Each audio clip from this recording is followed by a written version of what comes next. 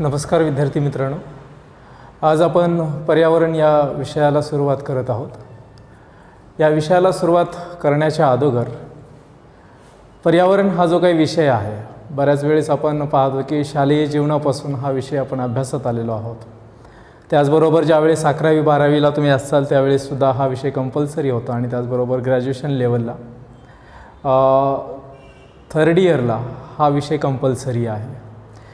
तर म्हणजे शाळेपासून थर्ड इयरपर्यंत किंवा त्याच्यानंतर ज्यावेळेस तुम्ही स्पर्धा परीक्षा देतात किंवा प्रत्येक स्पर्धा परीक्षेमध्ये पर्यावरण या विषयावरती नेहमी प्रश्न विचारले जातात।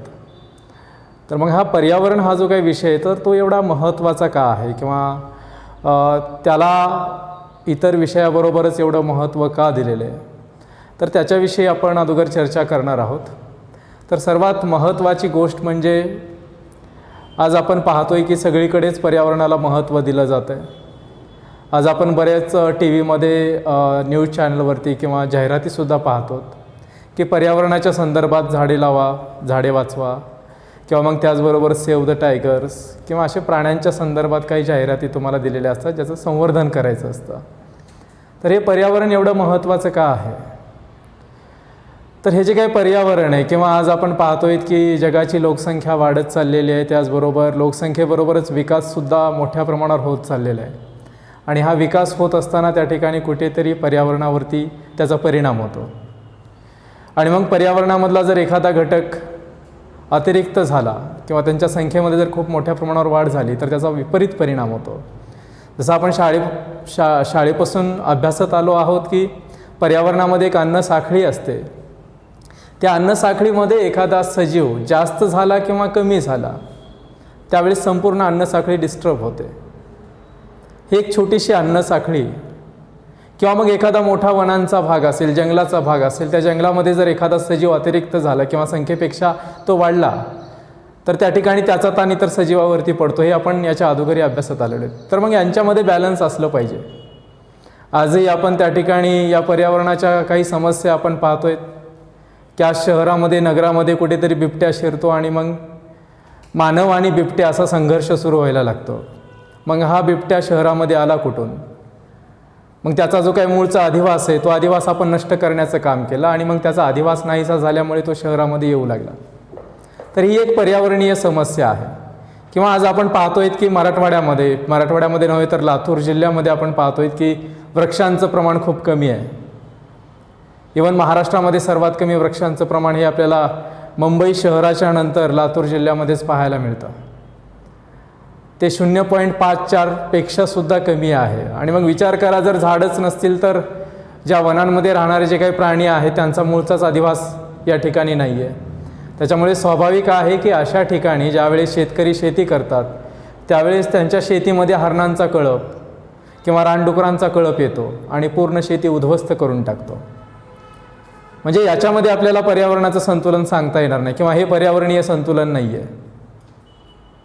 किंवा मग नुकतंच ज्वलंत उदाहरण आपल्याला सांगता येईल की आज भारत देशामध्ये किंवा काही राज्यामध्ये टोळधाड येऊन ठेपलेली आहे।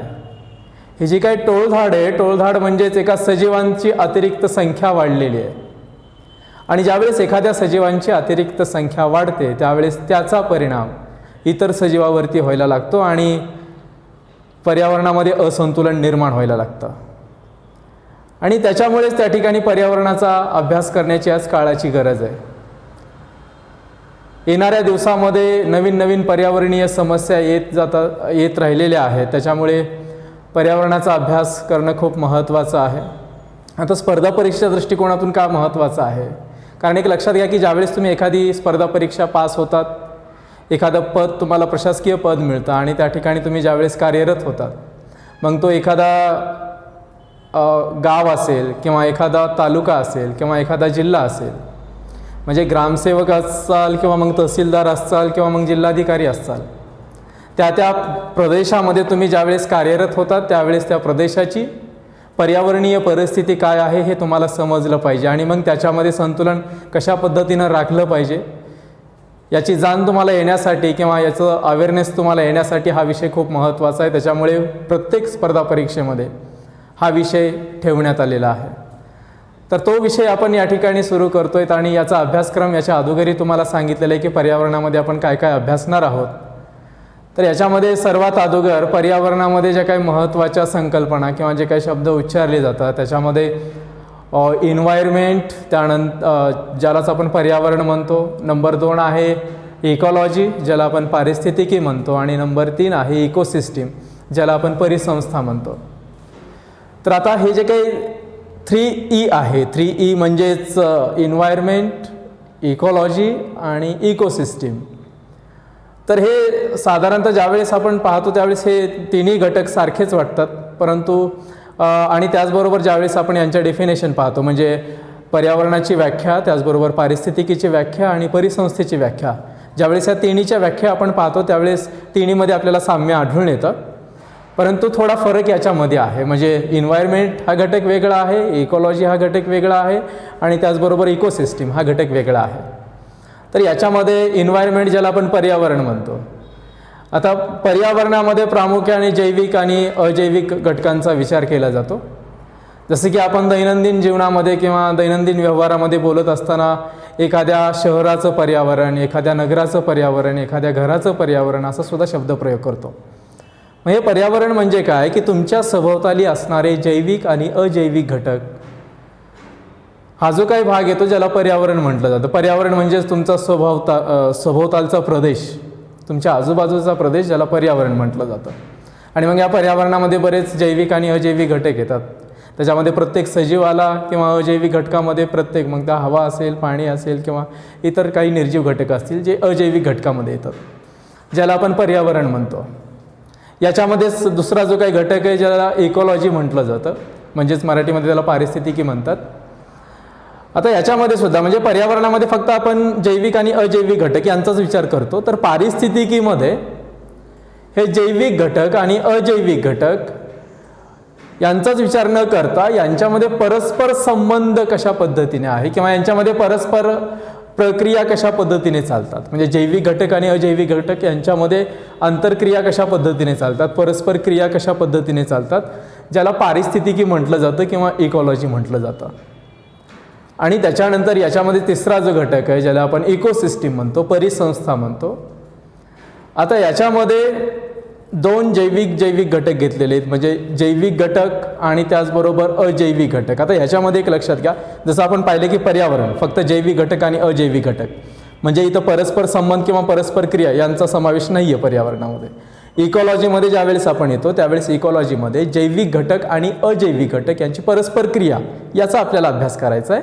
आणि ज्यावेळेस आपण परिसंस्थेमध्ये येतो त्यावेळेस परिसंस्थेमध्ये 2 जैविक घटकांच्या परस्पर संबंध याचा सुद्धा अभ्यास केला जातो.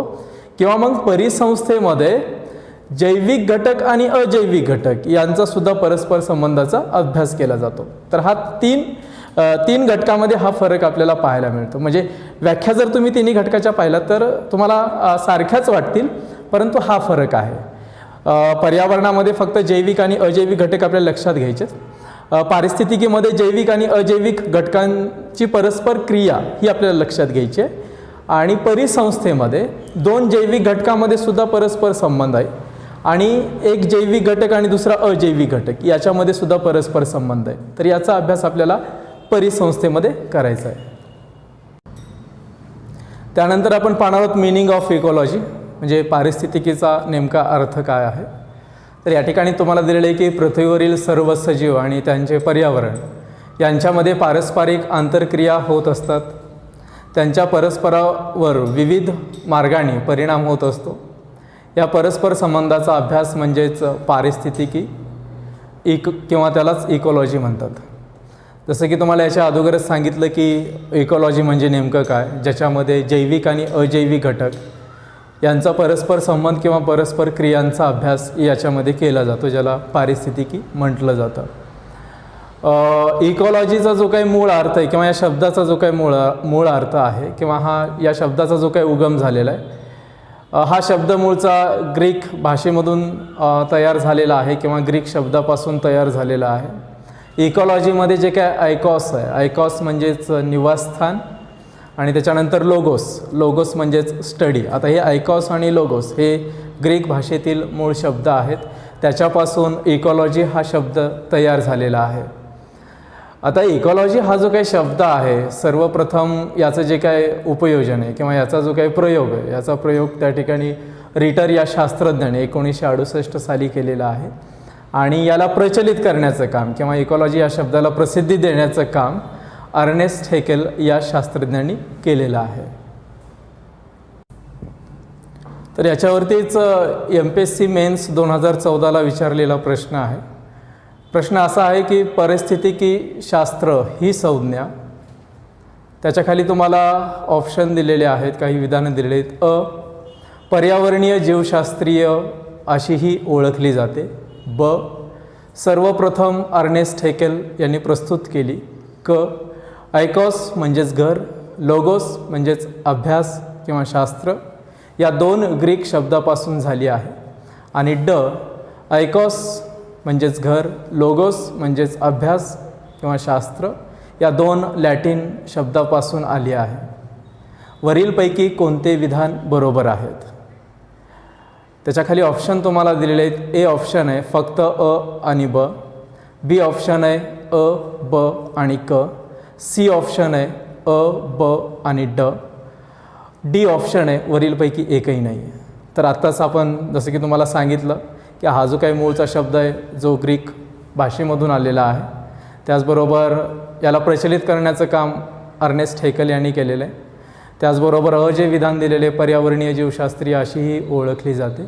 तर वरील 3ही विधानं बरोबर आहेत. जे विधान दिलेले जे चुकीचं आहे, कारण हे ग्रीक या भाषेपासून याची निर्मिती झालेली आहे, लॅटिन भाषेपासून झालेली नाही आहे. त्याच्यामुळं बी हे ऑप्शन बरोबर राहील. पारिस्थितिकी किंवा इकॉलॉजी यांच्या काही शास्त्रज्ञांनी व्याख्या केलेल्या आहेत.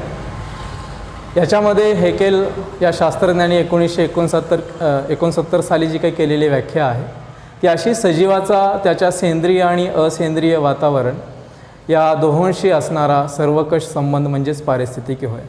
आता या व्याख्येमध्ये एक लक्षात घ्या की त्यांनी सेंद्रिय आणि असेंद्रिय असा उल्लेख केलेला आहे आणि सभोवतालचं वातावरण म्हणजेच थोडक्यात सभोवतालचं येणारा परिसर.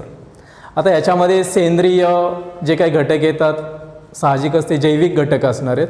मग त्याच्यामध्ये वनस्पती असतील, प्राणी असतील किंवा मग इतर काही सजीव असतील. असेंद्रिय म्हणजेच याच्यामध्ये अजैविक घटक येणार आहे. जसं तुम्हाला सुरुवातीला सांगितलं की पारिस्थितिकी म्हणजे जैविक आणि अजैविक घटक यांच्यामध्ये येणारा जो काही परस्पर क्रिया आहेत किंवा परस्पर संबंध आहे, तर त्याचा अभ्यास या पारिस्थितिकीमध्ये केला जातो. तर तेच हेकेलने आपल्या व्याख्यामध्ये सांगितलेलं आहे. त्याच्यानंतर टेलरने जी काही या पारिस्थितिकीची व्याख्या केलेली आहे ती म्हणजे सर्व सजीवांचे त्यांच्या पर्यावरणाशी असलेल्या सर्वकष संबंधाचे विज्ञान म्हणजेच पारिस्थितिकी होय. या व्याख्येमध्ये सुद्धा आपल्याला तेच सांगता येईल. जे काही सजीव आहेत किंवा सर्व सजीव आणि त्याचबरोबर पर्यावरणामध्ये येणारे जे काय सर्व जे काही अजैविक घटक आहे ज्यांचा ज्या अजैविक घटकाशी संबंध येतो, तर त्या संपूर्ण संबंधाचा अभ्यास या पारिस्थितिकीमध्ये केला जातो. पारिस्थितिकी विज्ञानाच्या काही प्रमुख शाखा आहेत.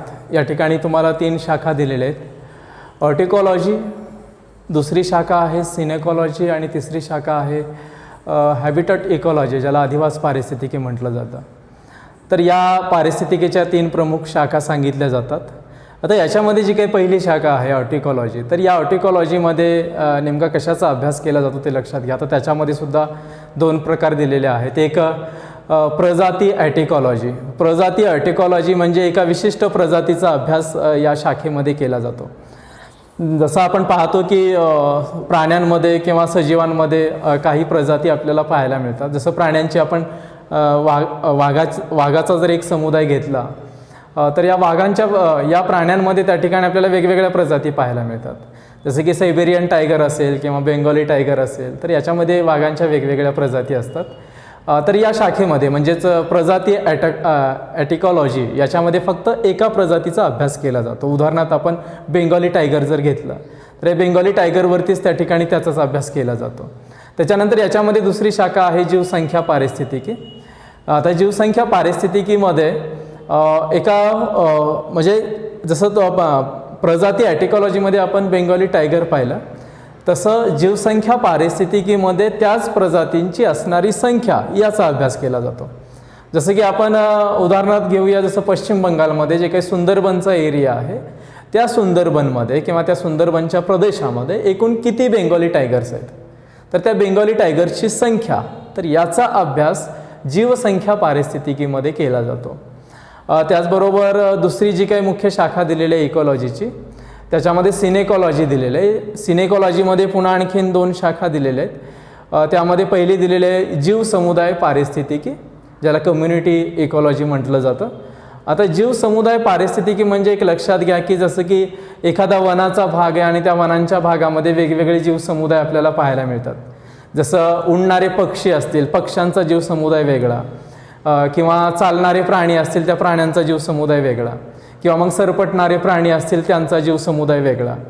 मग आता याच्यामध्ये किंवा कम्युनिटी इकॉलॉजीमध्ये कशाचा अभ्यास केला जातो, तर जीव समुदायांचा अभ्यास केला जातो. जसं की आपण उदाहरणार्थ सरपटणारे प्राणी घेतलं, तर या सरपटणाऱ्या प्राण्यांमध्ये जेवढे काही सरपटणारे प्राणी येतात त्यांचा अभ्यास या कम्युनिटी इकॉलॉजीमध्ये केला जातो.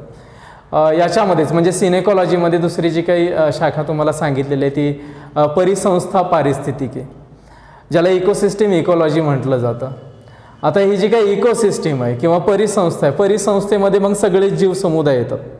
जसे की उदाहरणार्थ आपण परिसंस्थेचे वेगवेगळे प्रकार पाहतो. एक परिसंस्था जर आपण लक्षात घेतली, उदाहरणार्थ गवताळ परिसंस्था, तर त्या गवताळ परिसंस्थेमध्ये सरपटणारा जीव समुदायसुद्धा येतो, उडणारे पक्षी त्यांचा सुद्धा जीव समुदाय येतो, प्राण्यांचा सुद्धा जीव समुदाय येतो, वनस्पतीचा सुद्धा जीव समुदाय येतो. तर त्याला म्हटलं जातं परिसंस्था पारिस्थितिकी किंवा इकोसिस्टीम इकॉलॉजी. आणि तिसरी जी काही महत्त्वाची शाखा आहे ती म्हणजे अधिवास पारिस्थितिकी. याच्यामध्ये सगळ्याच गोष्टीचा अभ्यास केला जातो. अधिवास पारिस्थितिकी म्हणजे एकंदरीत पृथ्वीचा सुद्धा अभ्यास केला जातो, कारण पृथ्वीवरती अधिवास आहे, किंवा मग एखाद्या मोठ्या प्रदेशाचा ज्याच्यामध्ये जंगल येऊ शकतं, गवताळ प्रदेश येऊ शकतं, ज्याचा अधिवास पारिस्थितिकीमध्ये समावेश होतो. याच्याच संदर्भात MPSC मेन्स 2012ला विचारलेला प्रश्न असा आहे, विशिष्ट जातीचे तिच्या पर्यावरणाशी संबंधाच्या अभ्यासाला काय म्हणतात? ऑप्शन आहे A मॅटेरिओलॉजी, B ॲटिकॉलॉजी, C सिनेकॉलॉजी आणि D टर्मिनॉलॉजी. जसं की तुम्हाला आत्ता सांगितलं, ॲटिकॉलॉजीमध्ये कशाचा अभ्यास केला जातो, सिनेकॉलॉजीमध्ये कशाचा अभ्यास केला जातो आणि हॅबिटॅट इकॉलॉजीमध्ये कशाचा अभ्यास केला जातो. तर या ठिकाणी तुम्हाला प्रश्नामध्ये विशिष्ट प्रजाती विचारलेला आहे. जसं की तुम्हाला सांगितलं विशिष्ट प्रजातीचा अभ्यास हा ॲटिकॉलॉजीमध्ये केला जातो, त्याच्यामुळे उत्तर येणार आहे B ऑप्शन ॲटिकॉलॉजी.